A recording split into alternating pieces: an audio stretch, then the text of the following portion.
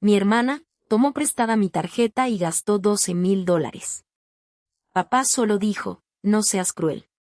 Esa noche no discutí. A las 6 de la mañana, cuando sus cuentas quedaron en cero, entendieron que la crueldad no es decir no, es seguir financiando el desprecio. Nunca pensé que tendría que bloquear a alguien de mi propia familia por algo así, pero aquí estoy, escribiendo esto porque todavía no logro procesarlo del todo. Tengo 29 años, trabajo en una empresa de logística y, aunque no soy rico ni mucho menos, me ha ido lo suficientemente bien como para vivir tranquilo y darme ciertos gustos. Siempre he sido bastante organizado con el dinero, quizá porque crecí viendo a mis padres pelear constantemente por deudas, así que desde que empecé a ganar bien, me prometí que no repetiría ese patrón. Mi hermana menor, Sofía, tiene 24. Siempre ha sido el tipo de persona impulsiva, de las que viven el momento sin pensar demasiado en las consecuencias. Nunca fue mala persona, pero sí alguien que da por hecho que las cosas se arreglan solas o que alguien más va a estar ahí para solucionarle los problemas. Durante años, ese alguien fue mi papá. Y en muchas ocasiones, también fui yo. Hace unos meses, Sofía pasó por una ruptura bastante fea. Se quedó sin trabajo poco después y terminó regresando a casa de mis padres. Yo intenté apoyarla, incluso le transferí dinero algunas veces para que no estuviera completamente dependiendo de ellos, pero también traté de poner límites. Le dije varias veces que necesitaba buscar estabilidad, aunque fuera algo temporal, porque no podía seguir viviendo como si nada pasara. El problema empezó hace 2 semanas, aunque en ese momento yo no lo sabía. Un sábado por la mañana revisé mi app bancaria porque iba a hacer un pago y noté varios cargos que no reconocía. Al principio pensé que era un error o incluso un fraude, pero cuando empecé a ver los detalles, sentí ese tipo de frío en el estómago que no se puede explicar bien. Eran compras en tiendas de ropa, electrónicos, restaurantes caros, incluso un hotel. Todo en un lapso de 3 días. El total, casi $12,000. Llamé al banco de inmediato y congelaron la tarjeta, pero antes de iniciar el reclamo me preguntaron si alguien más tenía acceso. Y ahí fue cuando todo encajó de golpe.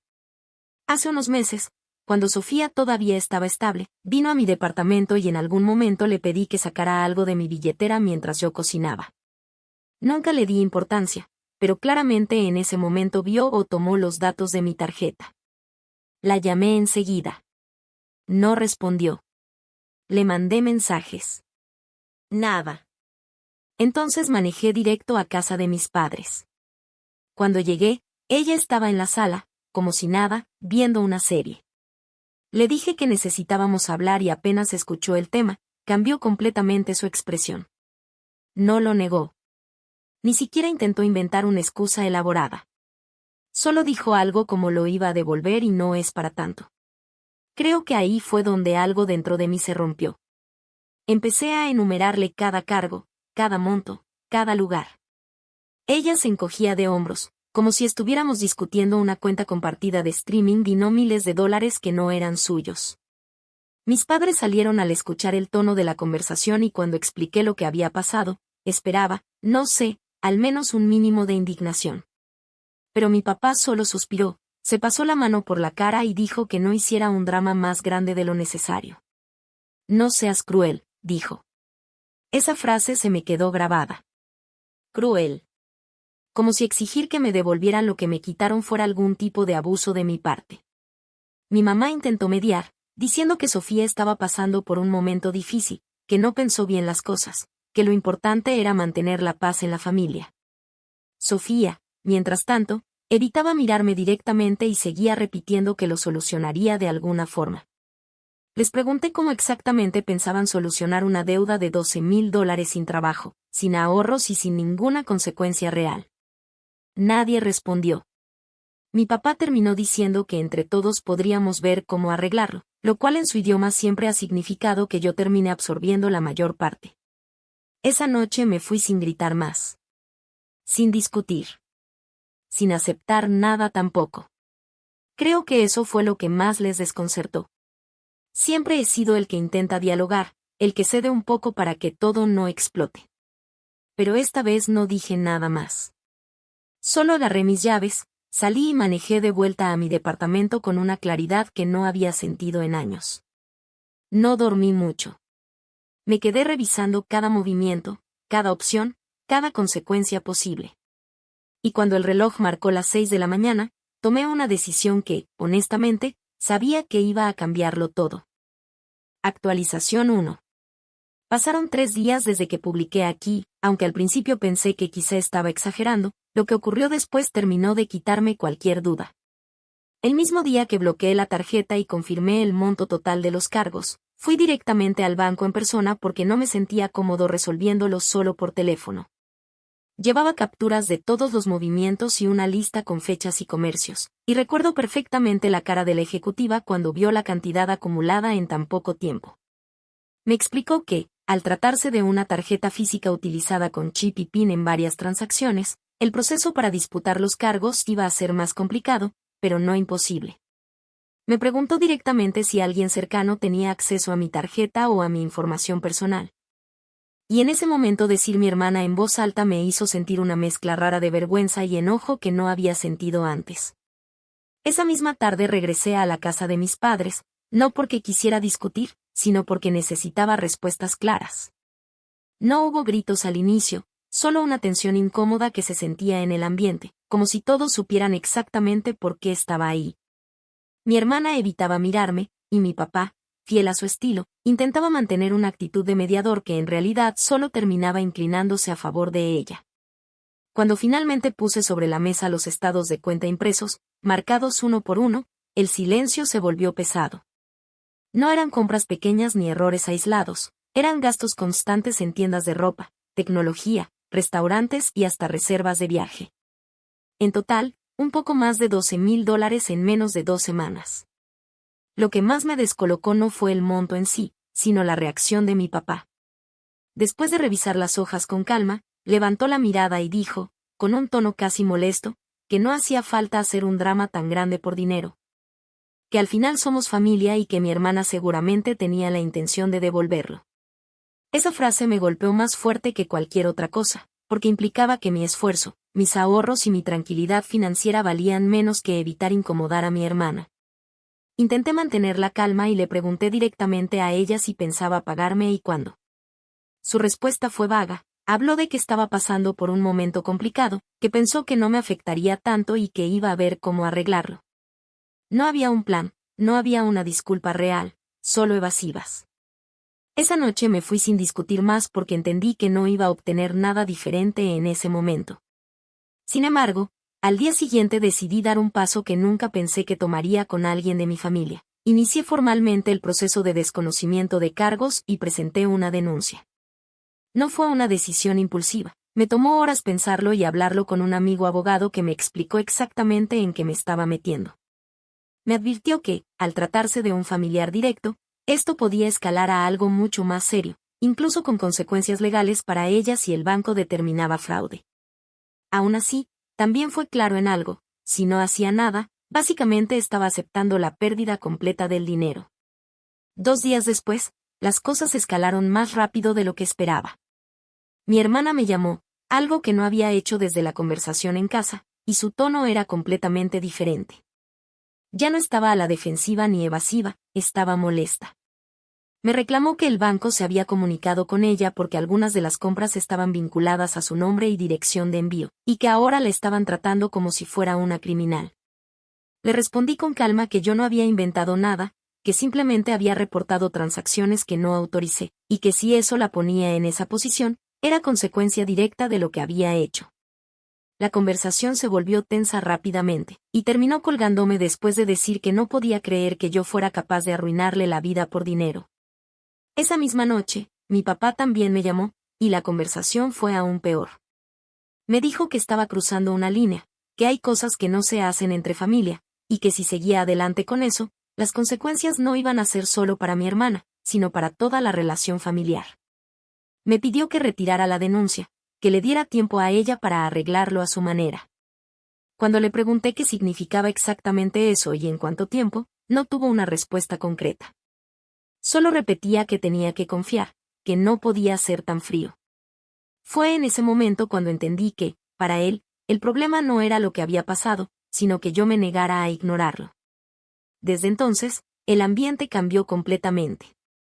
mi mamá empezó a escribirme mensajes más neutrales, como intentando no tomar partido, pero dejando entrever que la situación le estaba afectando mucho. Algunos familiares se enteraron de una versión bastante distorsionada de la historia, en la que yo aparezco como alguien que exageró y llevó un conflicto familiar a un nivel innecesario. Mientras tanto, el banco sigue con la investigación, y me han pedido más documentación, más pruebas y más tiempo. Lo que más me pesa no es solo el dinero, aunque obviamente es una cantidad enorme, sino darme cuenta de lo fácil que fue para ellos minimizar todo. Como si mi esfuerzo no tuviera valor o como si poner límites fuera un acto de traición. Sigo sin saber en qué va a terminar todo esto, pero después de estos días tengo claro que, haga lo que haga, ya nada va a volver a ser como antes. Actualización 2. Pasó poco más de una semana desde todo lo anterior y, contra todo pronóstico, el silencio que había quedado en la familia empezó a romperse de una manera mucho más incómoda de lo que esperaba. Yo ya había asumido que mi relación con mi hermana estaba, como mínimo, en pausa indefinida, y que con mi papá las cosas iban a tardar en acomodarse, si es que alguna vez lo hacían. Sin embargo, una tarde recibí un mensaje de un número desconocido que, al principio, pensé que era spam, pero cuando lo abrí me encontré con un párrafo larguísimo escrito por ella. No era un simple perdón, era más bien una mezcla de justificación, victimización, en ciertos momentos, una especie de disculpa a medias que se sentía más obligada que sincera. Decía que yo no entendía la presión que estaba viviendo, que todo el mundo esperaba cosas de ella y que había tomado decisiones impulsivas porque se sentía ahogada. Mencionó que algunas de las compras no eran lujos como yo pensaba, sino cosas que necesitaba para mantener una imagen en su trabajo y con sus amistades. Cuando leí esa parte, honestamente, sentí una mezcla de incredulidad y enojo difícil de describir, porque dentro del desglose que yo tenía había cargos en tiendas de ropa de marca, restaurantes caros y hasta un par de noches en un hotel que claramente no eran necesidades básicas. Lo que más me molestó no fue solo el dinero, sino la forma en la que seguía evitando asumir completamente la responsabilidad. No respondí de inmediato, y creo que esa fue la primera vez que realmente hice una pausa antes de reaccionar. Dejé el mensaje ahí varias horas mientras intentaba ordenar lo que sentía, porque una parte de mí quería contestarle punto por punto y otra simplemente quería cortar todo contacto definitivamente. Al final, opté por algo intermedio, le respondí con un mensaje largo, pero muy claro, donde le expliqué que ya no se trataba solo del dinero, que lo que había roto era la confianza. Y que sin eso no había forma de reconstruir nada. Le dije que si realmente quería empezar a arreglar las cosas, lo primero era dejar de justificar lo que había hecho y hacerse cargo, incluyendo un plan real para devolver el dinero.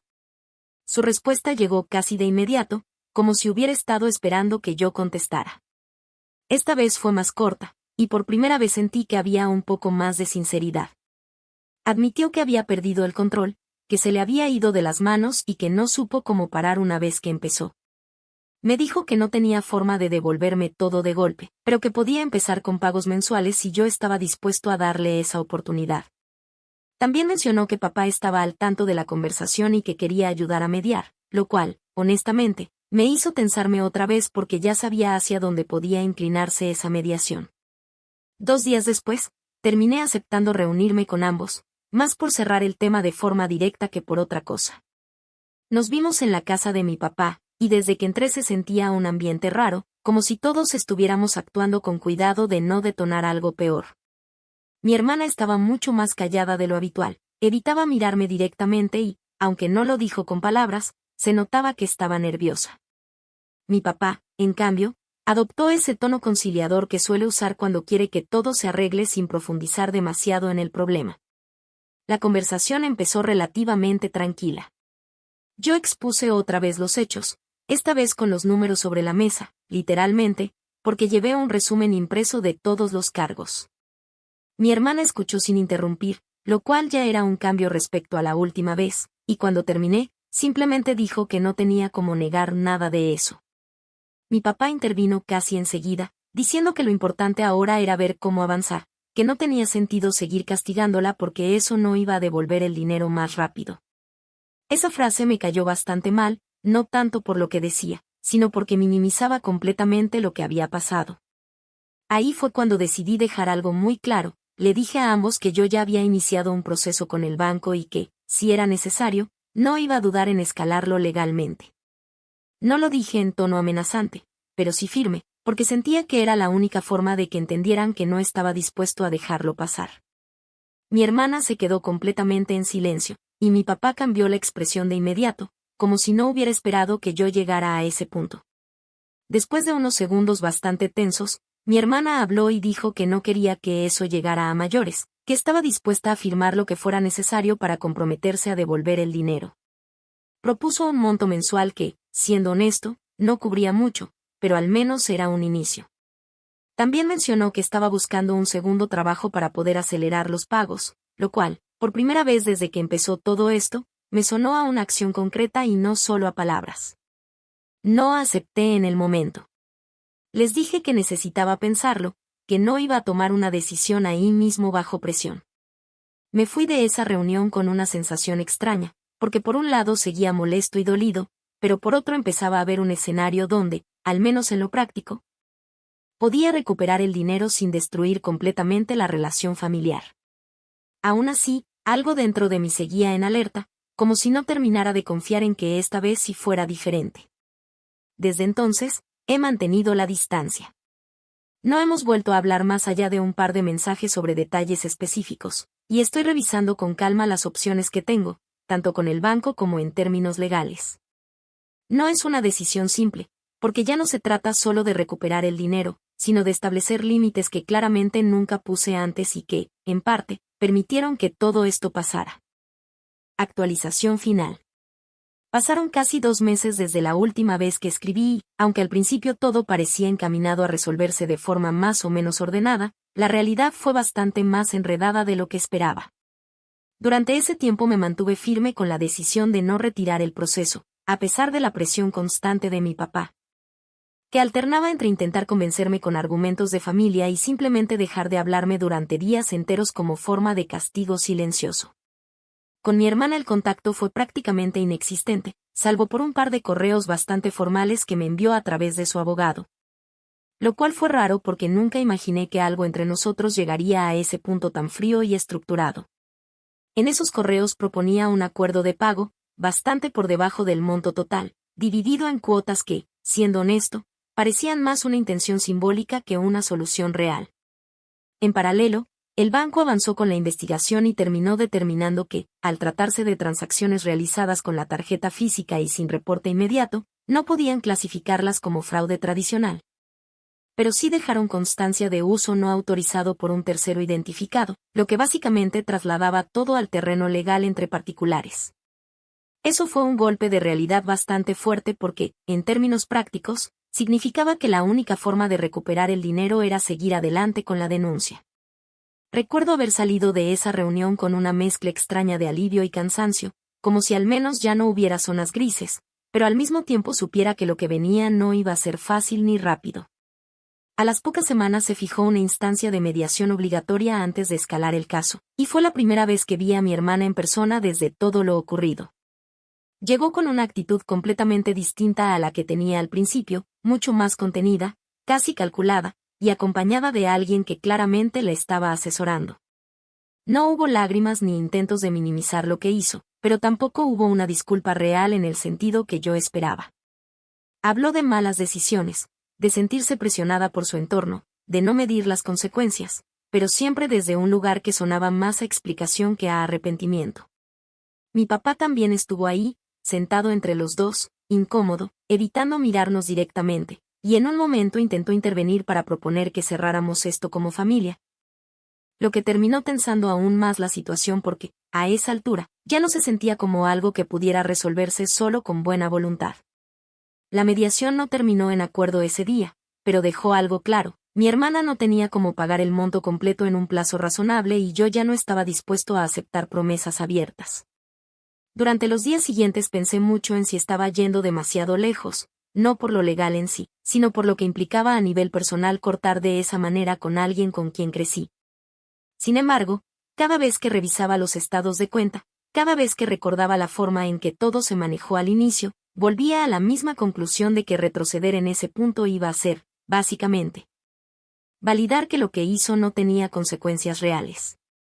Unas semanas después se presentó una nueva propuesta, esta vez más estructurada, con un plan de pagos más largo pero con montos mensuales más realistas y con ciertas garantías que antes no estaban sobre la mesa.